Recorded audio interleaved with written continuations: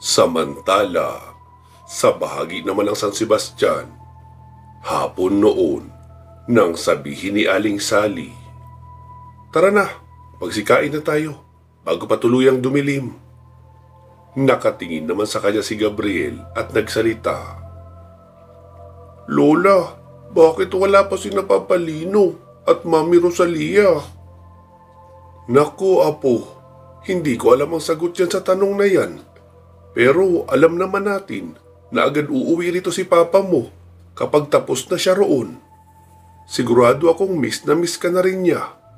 Pero mukhang kailangan niyang ubusin lahat ng mga infected na tao roon, pati na yung mga nagpapakalat bago siya umuwi rito. Kasi kung uuwi siya na may mga infected pa rin na nagkalat doon, ay makakarating dito sa atin. At hindi pa rin tapos ang problema. Mahahawaan pa rin na pagiging infected lahat ng tao. Sige na, magsikain na muna tayo. Papasaan ba at matatapos rin ang digmaan na yun?" Wika pa ni Aling Sally at inalalayan na ang apo sa loob ng bahay para makakain. Tahimik ang lahat habang kumakain. Punong-puno pa rin sila ng pag-aalala dahil ilang araw na magmula noong umuwi sila sa San Sebastian ay wala pa rin silang nagiging balita kina Lino. Matapos makakain ay saglit silang nagsiupo sa may sala. Ang iba naman ay sa upuan sa labas. Malamig ang simoy ng hangin at talagang napakatahimik ng kapaligiran. Sumapit ang 10:00 ng gabi. Sinabi ni Lolo Ino, "Sige na, magsitulog na kayo. Kaming mga lalaki na ang tatambay rito sa baba. Magbabantay at mag-aabang na rin sa pagdating ni Lino. Gigisingin namin kayo agad kapag dumating na sila." Wika ng matanda para mapilitan lang magsiakyat ang lahat na patuloy pa rin sa pag-aalala. Sa katagalan ng pagmumuni-muni ni Gabriel habang nakatingin sa labas ng bintana, ay nakatulog na rin ito. Maging si Mariposa ay hinila na rin ng antok. Sumapit ang hating gabi. Biglang napabangon si Gabriel at pumalahaw ito ng iyak. Kaya naman, nagising lahat ng mga kasama na natutulog. Maging si Mang Roland na naroon sa baba nagbabantay, ay napatakbo na rin paakyat para alamin kung ano ang nangyari sa bata. Pagkapasok ni Aling Sally sa kwarto nila Mariposa, ay sinabi nito, "Apo, ano nangyari?" Wika ni Aling Sally na titig kay Gabriel, "Lola, si Papa Lino po, patay na." Tila nabingi si Aling Sally sa narinig. Pero noong mapatingin siya kay Mariposa, ay mas lalo siyang kinabahan dahil tulala ito na nakatingin sa sahig habang umaagos ang luha at humihikbi. "Apo, hindi totoo yung sinasabi mo. Nananaginip ka lang." "Lola, hindi po. Hindi po ako nananaginip." "Mariposa, anong pinagsasabi ni Gabriel? Magpaliwanag ka." "Nanay Sally, totoo po ang sinasabi ni Gabriel. Hindi siya nananaginip. Pareho kami ng nakikitang pangitain. Sumabog si Lino sa loob ng bilog na shield, kasama ang isang matandang lalaki na makapangyarihan." Pagkarinig noon ni Aling Sally, ay napalugmok na rin ito sa sahig at nagsimulang umiyak. Maging si Mang Roland na naroon sa may labas ng pinto, ay napasandal na rin sa dingding habang nakatakip ang panyo sa bibig at umiiyak rin. Napuno ng iyakan ang buong kabahayan dahil sa narinig nilang masamang balita tungkol sa nangyari kay Lino. Samantala, sa bahagi naman ng City Council Mansion, ay kanya-kanyang pakikiramay din sa isa't isa ang lahat ng mga naiwan ni Lino. Nang magsalita si Lafarge, "Kailangan na nating ituloy ang plano ni Sir Lino.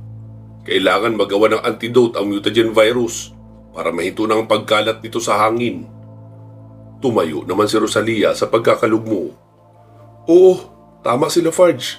Huwag natin sayangin ang pagbubuwis ni Lino ng buhay. Hawak na natin ang huling sample ng mutagen virus. Roulette, kontakin mo na ang ibang mga kasamahan natin kung sino pa ang natitirang buhay at may malay. Tapos, kontakin mo na rin si Roy. Baka nakarating na siya sa Research and Development Building para sunduin ang nanay niyang scientist. Hahatiin natin ang ating bilang para sumundo sa mga kasama natin na hindi makontak. Okay, copy that. Sagot ni Roulette at pinalis ang luha. Saka humanap ng pwesto at nag-open ang kanyang computer tablet. Noong ma-open na ang tablet ay ikinabit niya na rin ang kanyang earphone. To all field agent available, please respond. Wika niya. Sabay paulit-ulit na pinipindot ang emergency sound sa mga comm devices para mag-beep iyon sa lahat. Ilang saglit pa ay may sumagot na. Roulette, si Kai ito ang pinuno ng mga Okami. Nasa amin si Rafael, dinala rito ni Lino, pero hanggang ngayon wala pa rin siyang malay. Copy that, Kai. Please proceed to Citadel Building. Dito na tayo magkita-kita lahat para sa susunod na plano ng pag-alis rito. Talaga? Tapos na ang laban? Panalo na tayo? Masayang wika ni Kai, pero iniba ni Roulette ang sagot. Please proceed immediately to our rendezvous point for briefing and more info na kailangan niyong malaman. Wika ni Roulette, tapos pinutol lang ang communication. Sungit naman noon. Tinatanong lang kung panalo na ba tayo eh. Hindi pa sinagot. Oo, hindi lang naman ang sagot sa tanong na yun. Wika ni Kai, tapos tumayo na upang sabihan ang lahat ng mga kasama sa planong pagbabalik sa Citadel Building. Sunod na pumindot ng comm ay si Richard. Roulette, si Richard ito. Sige, pabalik na ako dyan. Copy that, Richard. Ako rin, Roulette. Papabalik na dyan. Si Benny ito. Copy, Sir Benny. Kami rin. Magsisimula ng maglakad pa uwi dyan. Magno Andrigor ito. Miss Roulette, si Roy ito. Yung agent ng Dragon Corps na anak na isang scientist na si Dr. Rosa Landumon. Kasama ko na ngayon sina mama ko, pati na sina Ginang Aida Metcalfe at ang anak niya si Vencer. Kailangan namin ng assistance. Hindi kami sigurado kung wala nang infected sa paligid. Ako naman ay wala na sa kondisyon para lumaban. Maluba ang mga sugat ko. Namatay na rin ang dalawa kong kasama. Narito kami ngayon sa headquarters ng Dragon Corps. Copy that, Roy. Stay put lang kayo dyan. Magpapadala ko ng assistance na magsusundo sa inyo. Copy that, Miss Roulette. Sagot ni Roy. Sabi naman ni Rosalia. Ano, Roulette? Sumagot na ba lahat? Oo, maliban kina Tingting at Mancio. Ha? Pindutin mo ulit yung pink button. Baka hindi lang nila narinig dahil madaldal pa naman pareho ang mga iyon. Nag-aalalang wika ni Rosalia. Pero nakakailang ulit na si Roulette. Hindi talaga nagre-respond ang dalawa. Rosalia, negative. Sige, ako na magsusundo sa kanilang dalawa. Micaela at Lafarge, pwede niyo ba ako samahan? Okay, sige. Sagot ng dalawa at agad na silang umalis. Sabi naman ni Roulette, Venus at Narita, makikisuyo ako. Sunduin niyo sina Roy at ang team ng doktora. Kailangan makarating na sila agad rito para makagawa na tayo ng antidote para sa virus. Oo, sige. Sagot pa ng dalawa at umalis na rin. Makalipas ang ilang minuto ng paglalakad, ay nakita na ni Rosalia ang siga sa di kalayuan. Ayun sila! Wika ni Rosalia at patakbong lumapit. Agad niya namang nakita ang dalawa, mahimbing ang tulog. Huy, Tingting! Kanina pa kami tawag ng tawag sa inyo. Akala namin ano nang nangyari sa inyo eh. Sabi naman ni Tingting, Uy, kayo pala Rosalia. Kumusta ang labanan sa Citadel? Tapos na? Oo, kaya tara na. Wala ba kayong malalang pinsala? Ako wala. Si Bay Mancio ang meron. May butas ang sikmura niyan. Kaya hindi ko madala pababalik roon sa Citadel. Sabi naman ni Kulas, Ako na ang bahala kay Mancio. Wika nito sabay kumpas paturo kay Mancio. Agad namang may nabuong ipo-ipo at kumapit sa katawan ni Mancio. Saka iyon dahan-dahang umangat sa lupa. Inalalayan na rin nila Fard si Tingting habang naglalakad dahil iika-ika ito. Rosalia, si Kuya Lino, bakit hindi niyo kasama? Wala na si Lino, Tingting. Diretsong wika ni Rosalia sabay pahid ng luha. Hindi na ito nagsalita pa dahil nabasag na ang boses sa pag-iyak. Niyakap naman ni Tingting si Rosalia. Rosalia, paano yun nangyari? Imposibleng matalo si Kuya Lino ng ganun-ganun lang. Kahit pa mabugbog siya at magkabutas-butas ang katawan, hindi naman siya mamamatay agad, di ba? Sabi naman nila Farge. Kinulong kasi ni Lino ang missile sa loob ng bilog na shield. Kasama niya rin doon si Damian.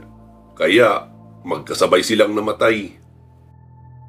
Tila mas lalong nawala ng lakas ang mga tuhod ni Tingting habang naglalakad. Pagkarating nila sa Citadel Building ay nakita ni Tingting na binabantayan ni Sahara at Portia si Lance na walang malay at duguan. Napatingin si Tingting kay Kulas.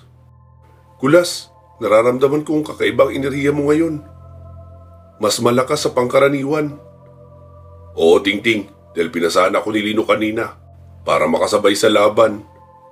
E di, pwede mo rin akong pasahan ngayon para magamot ko ang may mga sugat. Okay, sige. Lumuhod si Tingting sa tabi ni Lance, tapos inilapat ang mga kamay. Inilapat rin ni Kulas ang kamay niya sa balikat ni Tingting para makapagpasa ng enerhiya. Ilang saglit pa ay nagliwanag na ang kanilang mga kamay hanggang sa marinig nilang umupo na si Lance at nagising. Noong iangat ni Tingting ang damit ni Lance, wala na ang mga sugat nito. Magaling na lahat. Sunod na dumating ay ang magninong na sinamang Magno at Rigor. Maayos naman daw ang kalagayan ng dalawa. Halos magkasabay naman na dumating sina Richard at Benny. Ginamot na rin ni Tingting si Benny dahil halata rin sa itsura nito na sobrang nabugbog. Pati na si Mancio ay agad na rin ginamot ang nabutas nitong sikmura. Nakita nilang paparating na ang mga okami. Buhat-buhat sa isang stretcher si Rafael na walang malay. Agad iyong ipinalapag ni Benny sa lupa at tinignan ang sugat. Naku, ang tindi ng sugat niya. Tagusan hanggang sa likod.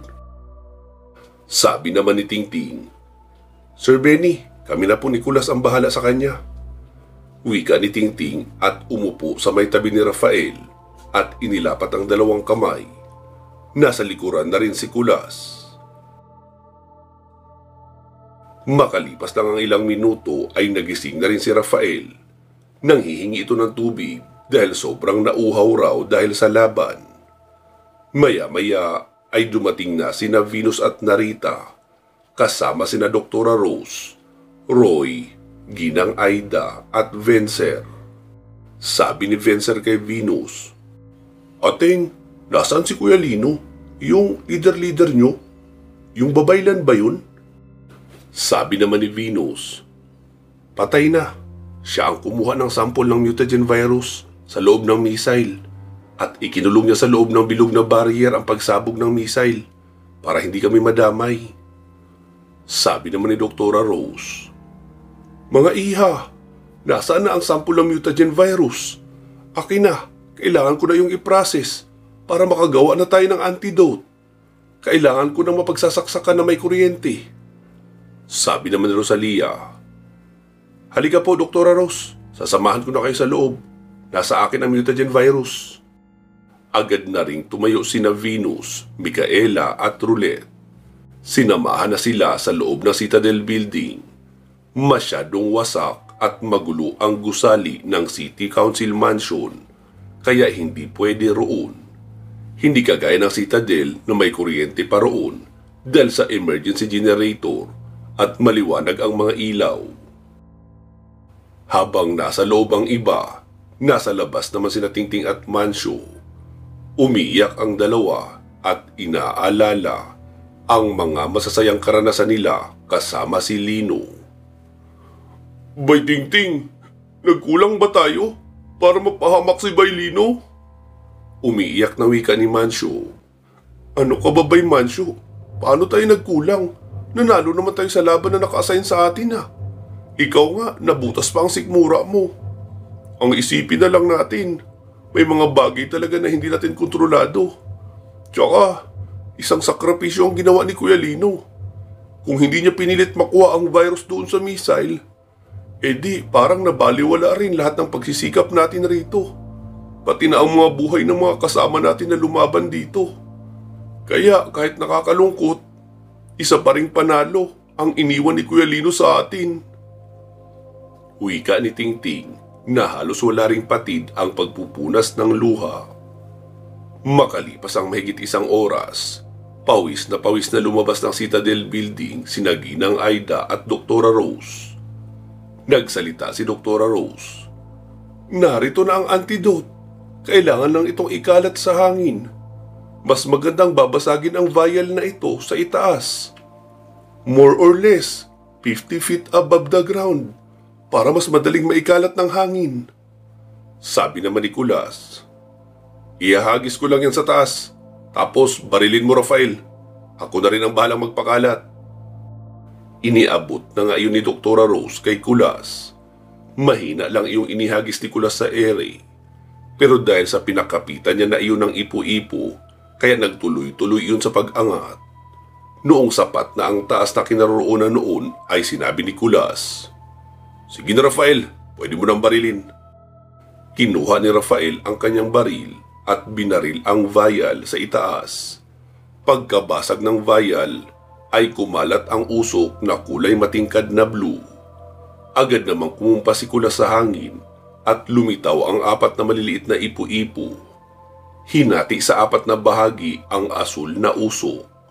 Saka magkakahiwalay na direksyon na tinungo para masiguradong maikakalat ng mas mabilis sa buong syudad hanggang sa mga kalapit na bayan ang antidote. Nakahinga ng malalim ang lahat noong makita nilang maayos ang pagkakakalat ng usok na asul. Ibig sabihin, tapos na ang problema nila sa mutagen virus. Sabi naman ni Tingting, sana narito si Kuya Lino no, nang makita niya ang resulta ng kanyang paghihirap at sakripisyo. Bigla na namang naiyak si Rosalia at yumakap kay Tingting, kaya pareho na sila nag-iiyakan. Si Roulette naman ay umiiyak at naglakad papalayo, papabalik sa bus na pinagpwestuhan niya noong maaga pa. Naroon naman kasi ang backpack niya. Sinundan naman siya ni Richard. Roulette, wait lang. Oh, bakit Sir Richard? Hihingi pa sana ako ng tulong sa'yo. Pasuyo naman. Kontakin mo ang Marine Corps Headquarters. Kailangan nilang malaman na tapos na ang krisis rito at magpadala na rin sila ng chopper na susundo sa atin. Heto ang number at authority codes. Wika ni Richard at may ibinigay na kapirasong calling card kung saan niya isinulat ang authority codes. Inilapag ni Roulette ang tablet sa isang gulong ng sasakyan sa labas ng bus, tapos ikinabit ang power bank. Saka may ikinabit na signal boosting device. Sinimula na nga ni Roulette ang pagkontak sa mga taga-Marine Corps. Hello, this is Roulette from Binigtican City Assault Team under Richard and Colonel Benny Alonso with authorization code Alpha 4, Delta 2, Charlie 6, Tango 8. Sabi naman ng operator sa kabilang linya, authorization code confirmed. Anong status nyo dyan? Sabi naman ni Roulette, Sir Richard, ikaw na makipag-usap. Patch ko ang call sa'yo. Uwika ni Roulette at ikinonekta ang call sa communication device ni Richard. Hello, sino to? This is Captain Richard Fernandez. Sir Richard, si Gary ito from Communication Department. Gary, kailangan namin dito ng pick-up vehicle. Preferably chopper para mas mabilis. Negative, Captain. Ha? Bakit negative? Tapos na ang misyon namin rito. Napatay na namin lahat ng infected. Sir, ito off the book na advice ko sa inyo ha. Kung sa tingin mo, hindi naman infected ang mga kasama mo, ay umalis na kayo agad sa lugar na iyan. Meron kayo natitirang 10 minutes para umalis dyan. Nakaset na ang timer ng nuclear missile na papunta dyan. Ha? Bakit nila bubumbahin ang lugar na ito? Hindi pa nga nila nakukonfirm kung patay na ba kami. Ayon sa narinig ko, sir, since nakita nilang may mga infected pang nakakarating sa barikada ng Santa Barbara, ibig sabihin, failed mission kayo dyan. Sabihin mo sa kanila na hindi failed ang mission namin. Successful at nakagawa na kami ng antidote. Kasalukuyan na rin dinadala ng hangin ang antidote para maikalat sa buong lalawigan. I'm sorry, sir. Ang huling order sa akin ay ikat na ang communication sa inyo. Tuloy ang disinfect mission. Isang 300R at isang 400R. Ha? 2 missile pa talaga?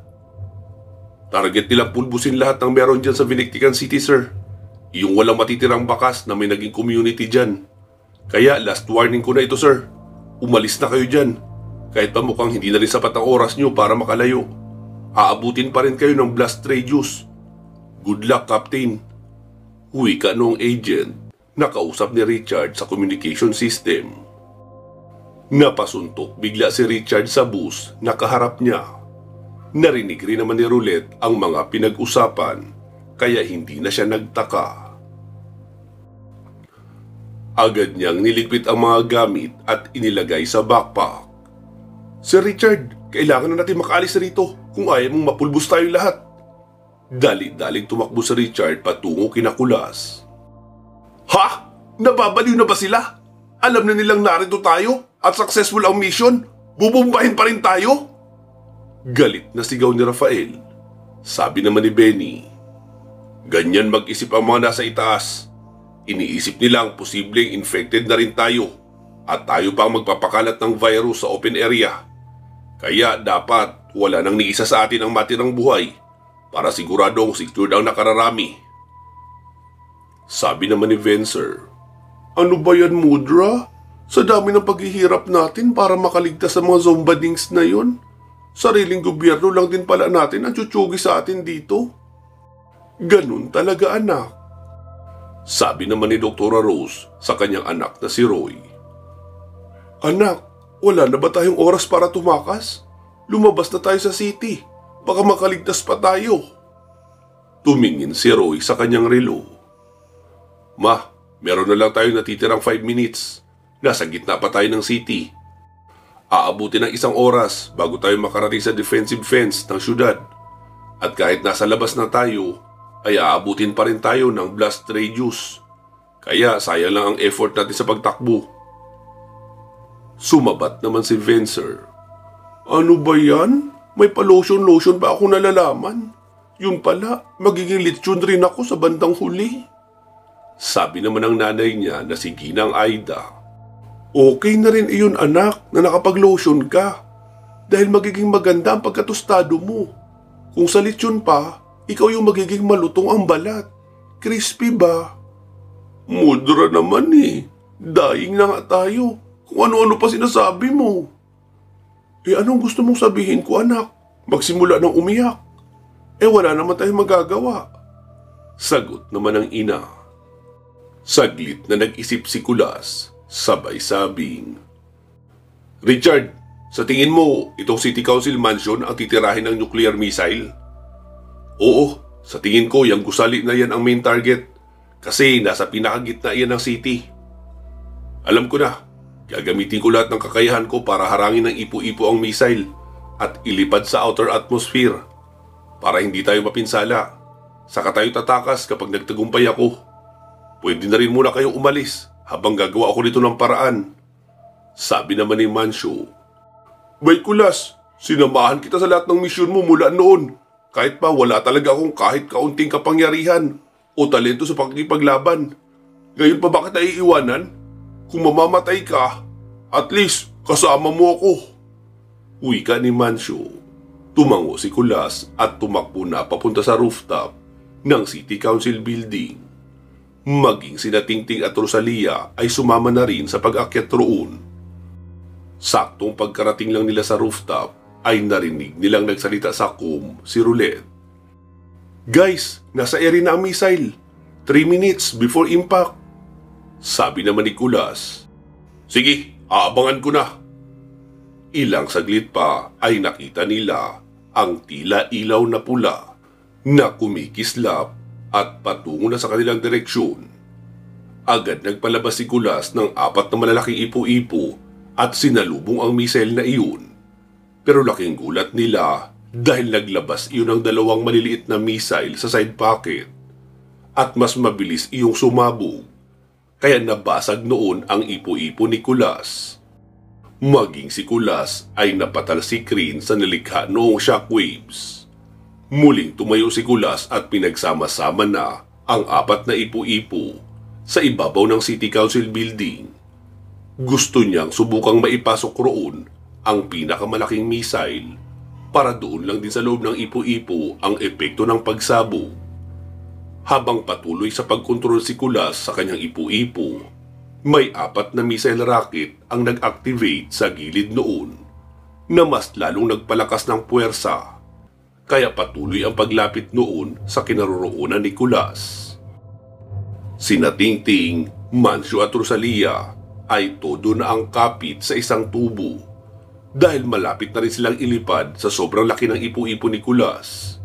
Si Kulas naman ay makikitang tumutulo na ang dugo sa mata, sa ilong at sa tenga dahil ibinubuhos niya na lahat ng enerhiyang meron sa kanyang katawan.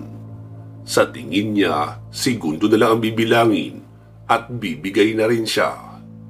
Alam niyang wala na siyang magagawa para pigilan ang pagsabog ng nuklear na iyon at mailigtas ang mga kasama. Pansamantala po muna natin puputulin dito itong ating kwento. Magsama-sama tayong muli sa part 303. Ano na kaya ang mangyayari sa kanilang lahat? Kasama na rin kaya silang magiging pulbos, kasabay ng pagkapulbos ng buong syudad ng Vinictican City. Abangan nyo lang po mga katribo ha. Sinisigurado ko sa inyo na mahaba pa ang kwentong ito. Kaya sit back, relax at abangan ang kasunod na mga upload. Maraming salamat po sa inyong pakikinig. Mag-iingat po kayo palagi at hanggang sa muli.